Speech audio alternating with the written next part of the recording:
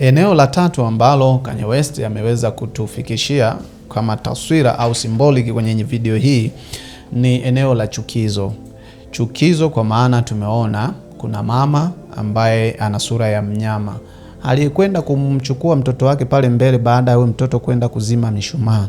Yule mama ukimtazama vizuri sura yake utaona ni sura ya mnyama, sura ya ghost. Umeona? Kwa hiyo pale kuna ujumbe mkubwa. Tunapata taswira ya kwamba kiumbe mwenye sifa inayochanganyika, kiumbe ambaye haeleweki, ghosti, binadamu.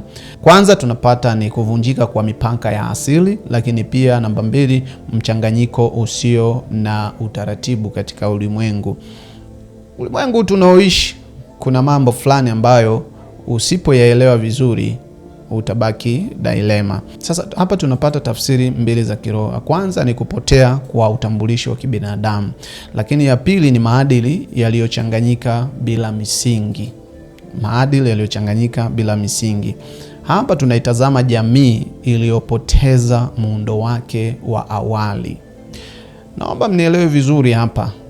Sio rahisi kuifafanua au kuichambua video kama sio mtu wa kiroho. Tafsiri ya kwanza ya kiroho katika eneo hili la mama kuonekana na sura ya mnyama ni kupoteza utambulisho wa kibinadamu, lakini la pili ni maadili yaliyo na mchanganyiko bila misingi au bila msingi. Hapa tunaitazama jamii iliyopoteza muundo wake wa awali na tupo kwenye muundo mwingine ambao tunaishi nao, tunatembea tu bila kuelewa. Tuende kwenye eneo jingine la kukengeushwa au kukengeuka ambalo linaendelea kanisani hapo. Tutazame maeneo matatu. Kwanza tuwatazame wanaanga, lakini pia tuwatazame wanawake walioko humo na UFO, kwa maana ya viumbe ambao kutoka sayari nyingine. Kuna taswira hapa, tunaiona taswira ya matukio yanayoendelea katika eneo la kanisa bila mshangao wowote. Yaani unaona kuna vitu vinaendelea bila mshangao wowote. Kipengele hiki tunapata ya kwamba kuna umakini wa kiroho ambao unaofanyika kwenda kwenye burudani au unaohamasishwa kutoka kwenye kiroho kwenda kwenye burudani. Hapo ukiangalia vizuri kwenye hiyo video utagundua hilo. Tutazame eneo jingine ambao ni eneo la duality. Duality ni mzunguko fulani wa uhai, yani kuna movement fulani zinafanyika kwa lugha nyepesi tunasema uwili kwa lugha ya Kiswahili. Kuna mzunguko fulani unatokea humo. Sasa tutatazama vipengele kadhaa. Kipengele cha kwanza ni kipengele cha misalaba tofauti. Kuna misalaba tofauti ambao imewekwa humo. Kuna mtu anakuja mwishoni ana msalaba mwingine, lakini mwanzo kulikuwa na msalaba mwingine. Lakini nje ya dirisha utaona mwanzo wa video kuna mtu anavuta ule msalaba, anatembea kwenye dirisha pale, anapotelea. Lakini kuna makundi ya Kikristo tofauti ndani ya video hii. Utaona kuna utofauti. Na kitu kingine ambacho kimetokea humo, utaona kuna mabibi harusi mapacha ambao walikuja mwishoni katikati mwa ibada hapo. Baada ya tunasema Travis Scott kuja ndani ya kanisa akiwa na sura ya alien, sura ya kiumbe, akavua akaonekana ni nani? Ni Travis badala ya Kanye West. Mabibi harusi walikuja pale wakamshika mkono wakaondoka naye nje, Lakini pia hapa tunapata nini? Tunapata dhana kuu ya uwili au duality, kwamba kuna ukweli mmoja lakini tafsiri nyingi. Narudia tena. Kuna ukweli mmoja lakini tafsiri tunapata nyingi. Hapa nitakupa tafsiri za kiroho kwa kumtazama mwanadamu yuko katikati.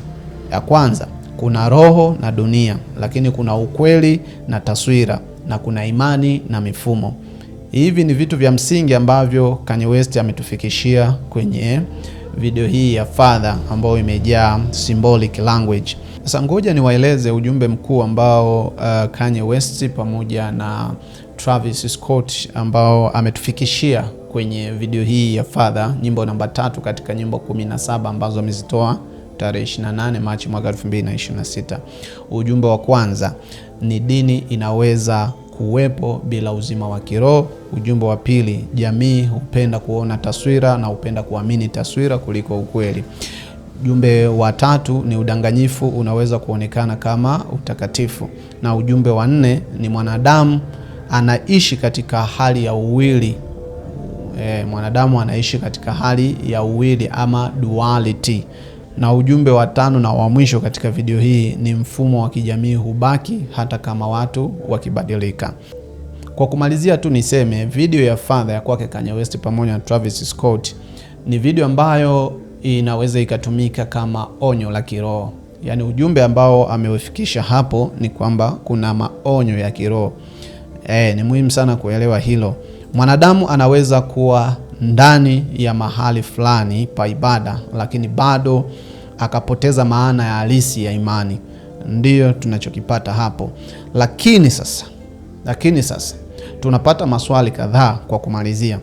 Kabla sijamaliza ni vyema tukaangalia study reflection questions zilizopo katika video hii ambazo utaenda kupata majibu mwenyewe. Katafute majibu mwenyewe maswali haya, utaelewa nini ninachokimaanisha. Kwanza, swali la kwanza, dini na roho ni vitu sawa? Swali la pili, ishara gani zinazoonyesha udanganyifu katika jamii ya sasa? Swali la tatu, distraction za kisasa zinaathiri vipi imani? Swali la 4, uwili au duality inaonekana vipi katika maisha ya kila siku? Mimi nikushukuru sana na kila laheri. Katika wakati mwingine tutakutana tena. Asante.